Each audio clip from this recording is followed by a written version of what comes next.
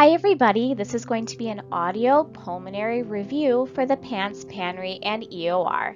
This is for PA students, PAs, also NP students, and med students are welcome. I wanted to make this guide to include all the updated guidelines on asthma and COPD management. I'm also going to talk about pneumonia, HIV pneumonia, and all the major topics in pulmonary. This is going to be an audio review. I'm not going to have long explanations. This is for anyone who wants to study and memorize on the go while you're driving, doing your dishes. I know how important it is to be able to study on the go because I raised a baby while in PA school. So I hope you guys find this useful. All this information I have fact-checked with PANCE Prep Pearls, UWorld, and Rosh Review, which are resources that I definitely recommend for PA school and for studying. If you like this video or you find it helpful, please subscribe to my channel. If I see my channel growing, I will make more videos like this. And if you have an idea for the next video, please leave a comment below. Let's get started with COPD. Question 1. What is the category and preferred treatment for COPD patients with mild symptoms and 0 to 1 exacerbations a year?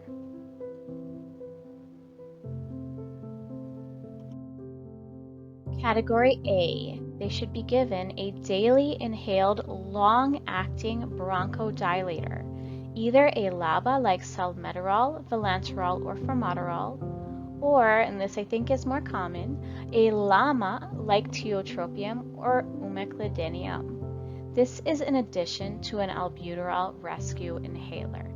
So this is from the Gold 2024 guidelines. What is the category and preferred treatment for COPD patients with moderate symptoms and 0 to 1 exacerbations a year that don't require admission to the hospital?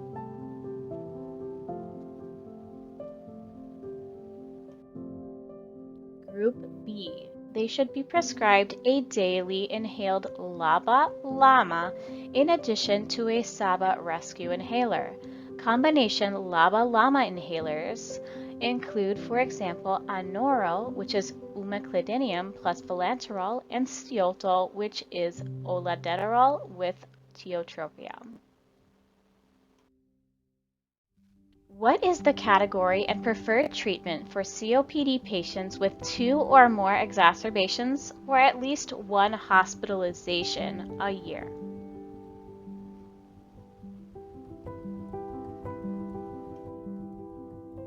Group E. They will be given a daily inhaled LABA/LAMA, just like Group B, in addition to a SABA rescue inhaler. Again, the combination LABA/LAMA inhalers can include umeclidinium plus vilanterol and other options. Question 4. What are the indications to add an inhaled corticosteroid to daily LAMA/LABA in COPD patients so that they are taking a daily triple LABA/LAMA ICS like Trelegy Ellipta? Triple inhaled therapy is given to patients who also have asthma or patients with elevated blood eosinophils 300 cells per microliter or higher. Examples include Breztri Aerosphere, which is budesonide, glycopyrrolate, and formoterol fumarate, or Trelegy Ellipta, which is fluticasone, umeclidinium, and vilanterol.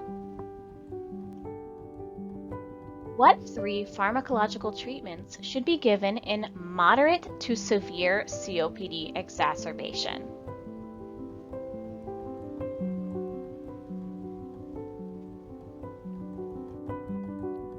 First, give nebulized SABA/SAMA like albuterol plus ipratropium. Then, if you're going to discharge them, you can give 5 days of prednisone and 5 days of azithromycin. If mechanical support is needed, non-invasive is preferred. What drug is given to induce sweating in the sweat chloride test? What chloride level is considered diagnostic of cystic fibrosis on 2 occasions? Pilocarpine, chloride levels of 60 millimoles per liter or higher. In addition to bronchodilators and inhaled Dornase alpha, What kind of diet should be prescribed for patients with cystic fibrosis? A high-fat diet with supplemental vitamins A, D, E, and K. What's the first-line treatment of acute bronchiectasis exacerbation if you don't have sputum results? Levofloxacin or moxifloxacin. If you know the patient has Pseudomonas, ciprofloxacin would be the first-line treatment. Alternatives include aminoglycosides like gentamicin. What treatment should be given for bronchiectasis exacerbation if the patient's sputum grows Moraxella catarrhalis or Haemophilus influenzae positive for beta-lactamase? Augmentin, which is amoxicillin clavulanate or a macrolide. Moving on to asthma. Extrinsic or allergic asthma is associated with high levels of what antibody, which activates mast cells and eosinophils when a trigger is present? IgE. Exercise, infection, or medication-induced asthma is considered to be which type of asthma? Intrinsic or non-allergic. What post-bronchodilator increase in FEV1 or FVC indicates reversible airflow obstruction of asthma? At least 12% or 200 milliliters. All asthma exacerbations should be treated in the emergency department and then outpatient with which drug regimen? Nebulized albuterol plus ipratropium, and then 3 to 5 days of prednisone, for example, starting with prednisone 40 milligrams daily. What's the best test to assess acute asthma exacerbation severity and response to treatment? Peak expiratory flow rate. If it improves over 15% after treatment, that indicates that the treatment is working.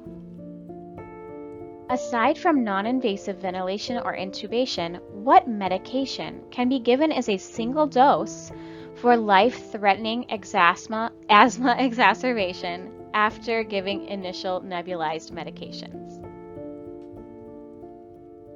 IV magnesium sulfate, 2 grams over 20 minutes. What ABG result could be expected with severe asthma exacerbation due to tachypnea?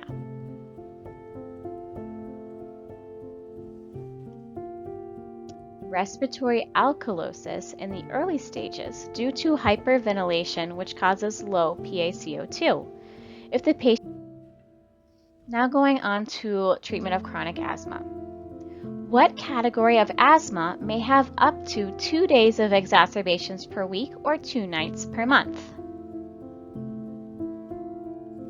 Intermittent. Step 1 is to give the albuterol rescue inhaler to be used for exacerbations. What is step 2 for management of mild persistent asthma with FEV1 over 80% and at least 3 days of symptoms per week or 3 nocturnal awakenings a month? Add a low-dose inhaled corticosteroid like triamcinolone, known as Asthmacort, or fluticasone, known as Flovent. What is step 3 for management of moderate persistent asthma with FEV1 under 80% and daily symptoms or at least 1 awakening from nocturnal symptoms per week?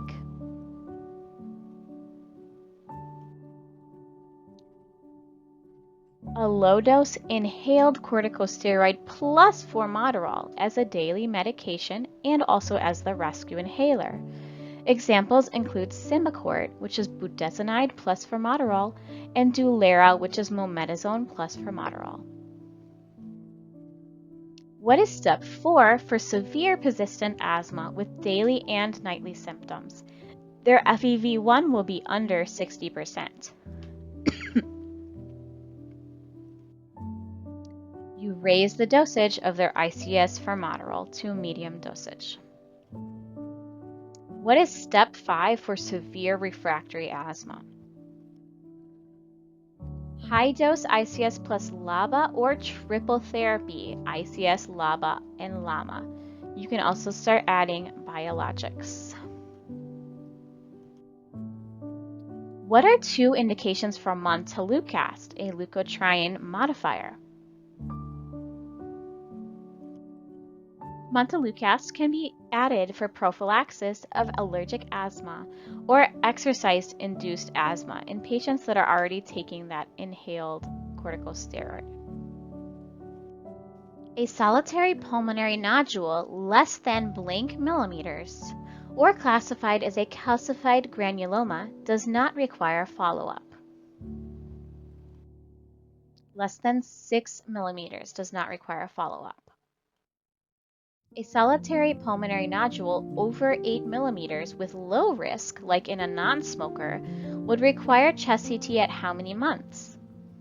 Remember that an intermediate risk nodule would call for a PET scan, and a high risk would need a biopsy. So a solitary pulmonary nodule over 8 millimeters with low risk would require a chest CT at 3 months. If a pneumothorax takes up less than what percent of the hemithorax or is less than how many centimeters, and the patient isn't in respiratory distress, you can watch and wait and give supplemental oxygen. Less than 15% or less than 2 to 3 centimeters. It depends on the source. Some say 2 and some say 3. What is the first treatment for spontaneous or secondary pneumothorax over 15% of the hemithorax or in respiratory distress? Chest tube thoracostomy.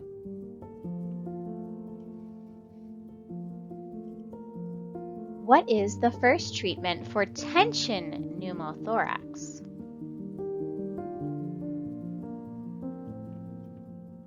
Needle decompression, followed by chest tube thoracostomy if needed. Transudates caused by CHF, cirrhosis, or nephrotic syndrome will have a ratio of pleural fluid to serum protein of what? Less than 0.5. Exudates caused by malignancy, infection, pulmonary embolism, or trauma will have a ratio of pleural fluid to serum protein of what, and a ratio of pleural fluid to serum LDH of what? Exudates will have a ratio of pleural fluid to serum protein of over 0.5 and a ratio of pleural fluid to serum LDH of over 0.6. Question 30. A low pleural fluid to serum glucose ratio less than 0.5 could indicate which conditions, which would cause lower glucose levels in the lungs? Cancer, tuberculosis, and rheumatoid arthritis. What is the first-line treatment for pleural effusion over 1 centimeter in height? Needle aspiration with thoracentesis. What is the first-line treatment for a hemothorax? Chest tube thoracostomy. Going on to tuberculosis. Question 33. A PPD skin test is positive if greater than or equal to blank millimeters in the homeless population, a nursing home resident, or a healthcare worker with no comorbidities. That's greater than or equal to 10 millimeters. A PPD is positive if greater than or equal to 5 millimeters in which populations? HIV positive individuals, or those who've had close contact with someone who has active tuberculosis, or those who have had a previous chest x-ray with an old granuloma from old TB. All right, what is the typical 4-drug treatment for active tuberculosis? RIPE, rifampin, isoniazid, pyrazinamide, and ethambutol for 2 months, followed by rifampin and isoniazid for 4 months.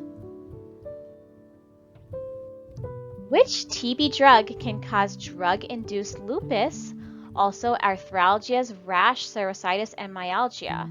It can also cause peripheral neuropathy. Isoniazid. Which TB medication can cause hepatitis and photosensitive rash? Pyrazinamide. Which TB medication can cause optic neuritis with color blindness, peripheral scotomas, or blurry vision? Ethambutol. It can be replaced with streptomycin. Always supplement blank with isoniazid. Pyridoxine, which is vitamin B6. Question 40. What is the preferred monotherapy for asymptomatic or latent tuberculosis infection? Treatment is recommended but actually optional. The preferred therapy is daily rifampin for 4 months. Another option if the patient can't tolerate rifampin is isoniazid for 6 months with pyridoxine. There are a couple other options too. Question 41. What is the treatment for Mycobacterium avium complex pneumonia? Remember AIR, azithromycin, isoniazid, and rifampin. All right, we're going on to pneumonia. All right, let's start with a vaccine question. Which pneumococcal vaccine should be given to most groups, including adults aged 65 and over who have not already received the PCV15 in their childhood? The 20-valent pneumococcal conjugate. Question 43. This is a really important one. What is CURB-65 for pneumonia? Remember that a score of 2 would be inpatient and 3 would be ICU. 0 to 1, you could possibly send them home. C stands for confusion or altered mental status. U stands for uremia, which would be a BUN of greater than or equal to 20 milligrams per deciliter or greater than 7 millimoles per liter of urea.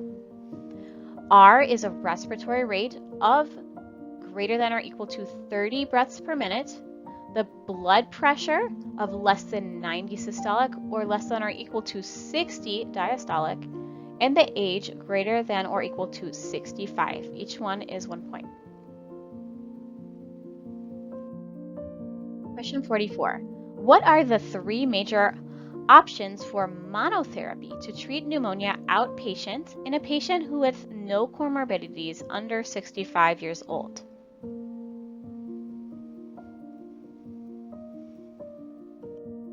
Amoxicillin, which is usually 1 gram 3 times a day, doxycycline, 100 milligrams twice daily, or a macrolide, especially clarithromycin. It's also common to give a Z-Pak, but it's only effective if local resistance to azithromycin is low. What is the typical 2 antibiotic regimen that can be used to treat CIP inpatient or outpatient with comorbidities, or the patient is 65 years or older, with no indication of MRSA or Pseudomonas? A 3rd-generation cephalosporin plus either doxycycline or a macrolide. Some examples would be cefpodoxime 200 milligrams twice daily plus doxycycline 100 milligrams twice daily, or cefuroxime plus clarithromycin. Another option for this group would be Augmentin. Question 46. Patients with hospital-acquired pneumonia who have septic shock or require a ventilator can be treated empirically with what 3 antibiotic regimen? These aren't specific antibiotics, these are 3 categories.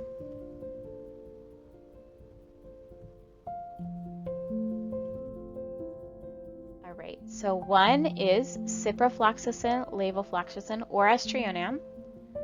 Then second, you add an anti-pseudomonal like piperacillin tazobactam, cefepime, or meropenem or imipenem. And third, you add an anti-MRSA like vancomycin or linezolid.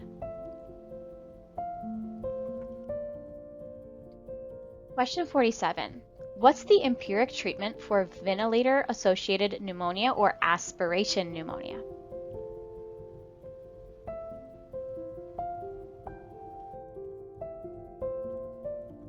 Ampicillin sulbactam, which is known as Unicin, amoxicillin clavulanate, if you're going to send them home, it's not that severe. And for ventilator-related specifically, the recommendation is piperacillin tazobactam, or known as Zosyn, imipenem or meropenem. What are 2 drugs of choice to treat Legionella, which may present with shortness of breath, fever, diarrhea, and vomiting after camping or a conference? And what would you see on gram stain?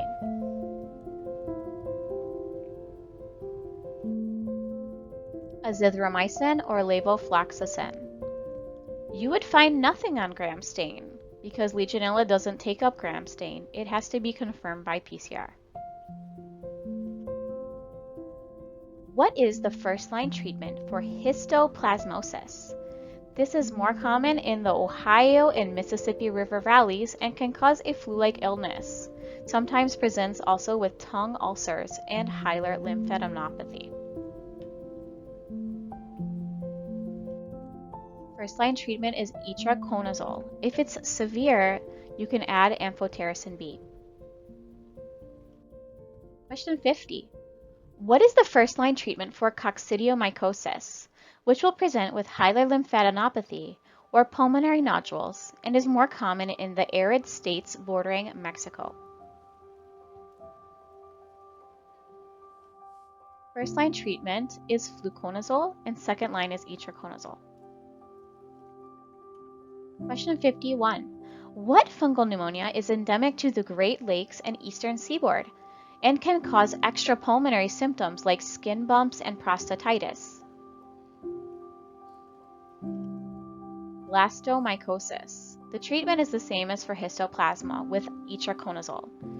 If the presentation is severe or the patient is HIV positive, you should start with amphotericin B.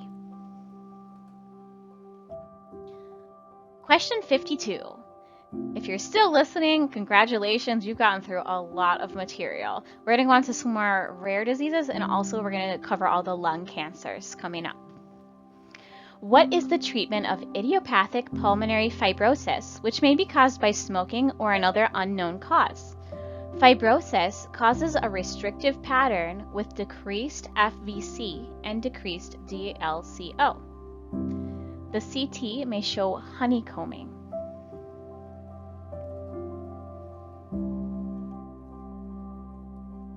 Do pulmonary function testing every 3 months, and you can begin with smoking cessation, which is absolutely necessary, exercise, and oxygen supplementation. 53. Co-workers' pneumoconiosis may cause an obstructive pattern on lung function tests with increased lung volumes. What will the X-ray show? And what's the name of the syndrome that combines co-worker pneumoconiosis with rheumatoid arthritis? You can see small nodules throughout the lung, and the syndrome is called Kaplan syndrome, which you can see in this X-ray.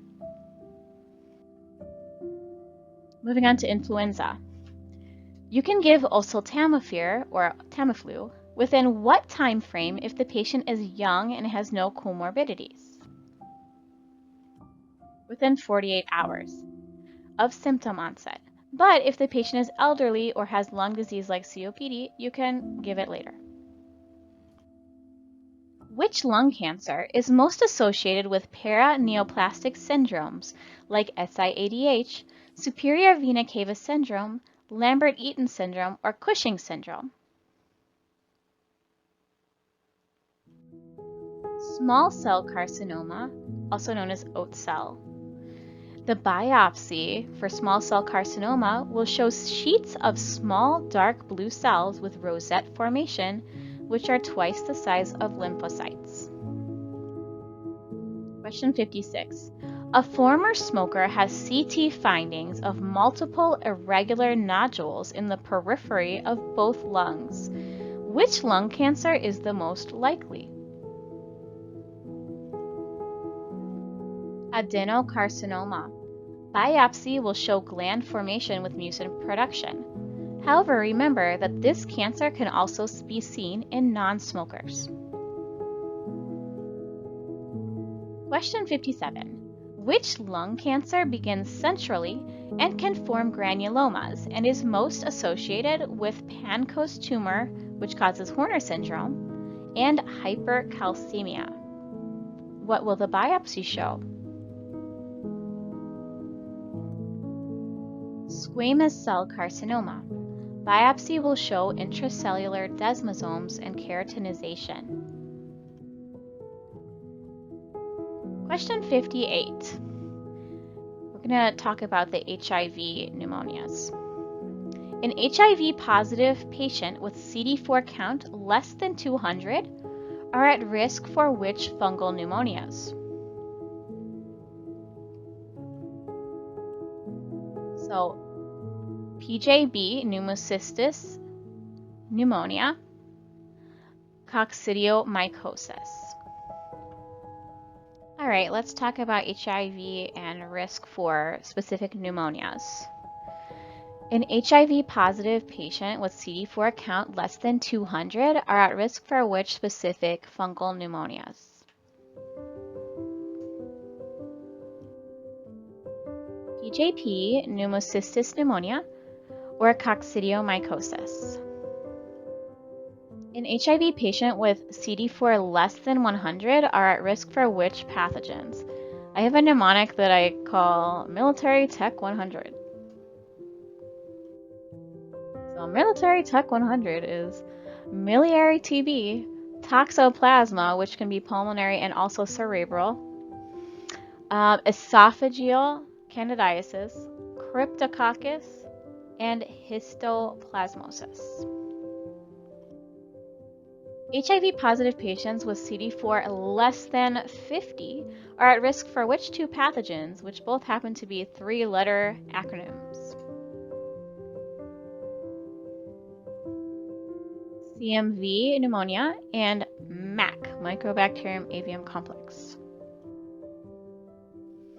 Thank you so much for listening through this whole video. Almost all the images are from MedPix, which is a free open access online database of medical images. I highly recommend checking it out if you want to see examples of pretty much any medical condition. All this information, as I said in the beginning, is from PANCE Prep Pearls, Rosh Review, Up to Date, and UWorld. However, I wrote all the questions by myself. Thank you so much for watching. Please subscribe if you found this helpful. As I said, if I see my channel growing, I will take the time to make more videos like this. And if you have any ideas for future videos, please comment below. Or if you have any suggestions for how to improve my videos, please let me know. Thanks so much and happy studying. Good luck to everybody.